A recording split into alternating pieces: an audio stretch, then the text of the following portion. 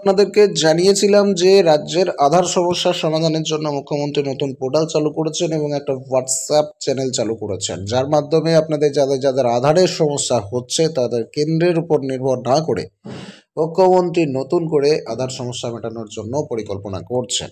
এমনটাই কিন্তু একটা পোর্টাল অলরেডি রান হয়ে গেছে, আপনাদেরকে এখানে অ্যাপ্লাই করতে হবে। রাজ্যের আধার সমস্যার portal government of West Bengal এই ধরনেরই কিন্তু একটা ওয়েবসাইট লঞ্চ হয়েছে, যেখানে সবাই অ্যাপ্লাই করছে। তো আপনি কিভাবে অ্যাপ্লাই করবেন সেটা আপনাদেরকে আমরা দেখিয়ে দিচ্ছি। লিঙ্ক থাকবে ডেসক্রিপশানে, আপনারা এখান থেকেই করতে পারবেন আবেদন।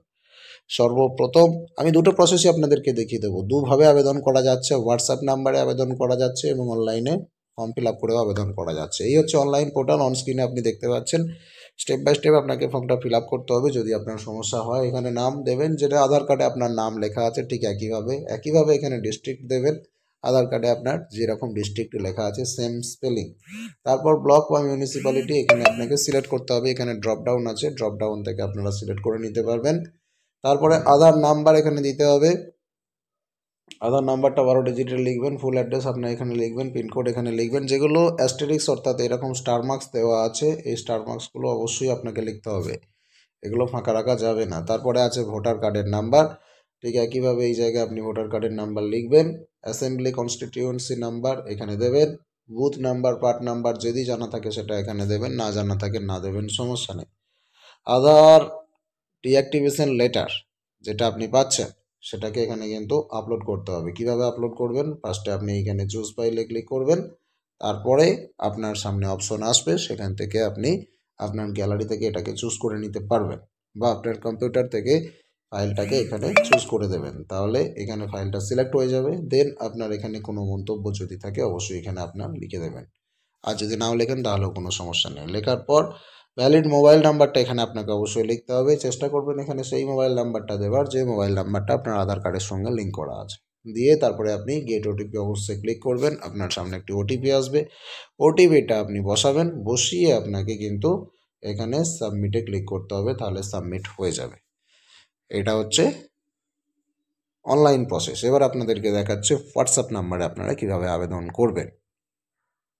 আপনাকে জাস্ট একটুখানি প্রসেস ফলো করতে হবে, সেটা হচ্ছে ঠিক এরকম যেমনটি আমি আপনাদেরকে বলে দিচ্ছি। হোয়াটসঅ্যাপের নাম্বারে আবেদন করার জন্য আপনাকে এই নাম্বারটিকে ফোনে সেভ করতে হবে, 9088885544।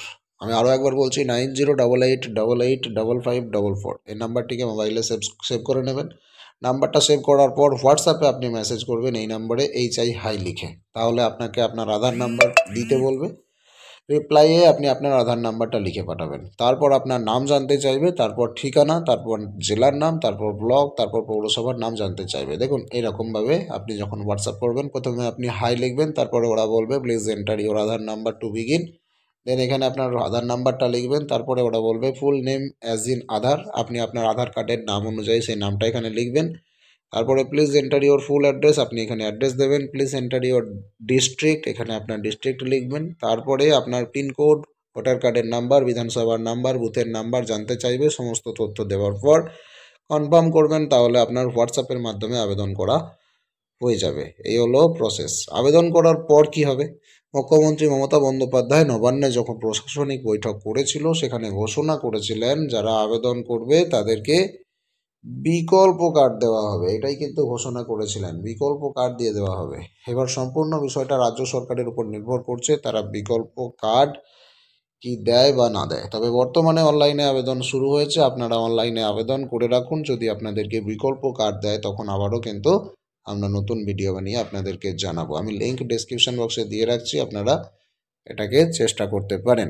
তবে এখনও পর্যন্ত এই পোর্টালটা সরকারিভাবে স্বীকৃত কিনা আমার কিন্তু কনফিউশন আছে, আপনারাও একটু যাচ করে নেবেন। কারণ মনে হচ্ছে এরকম পোর্টাল কোনো সরকারি লোগো দেওয়া আছে, ভুল পোর্টালও হতে পারে।